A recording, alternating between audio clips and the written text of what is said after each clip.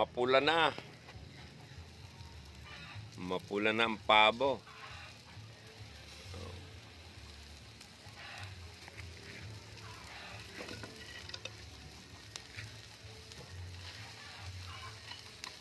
Magkaapoy na yan.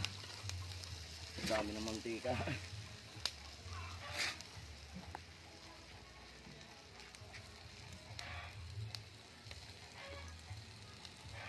Pula na agad yan.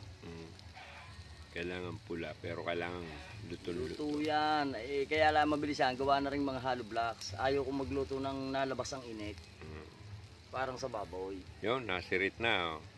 Taba na yan.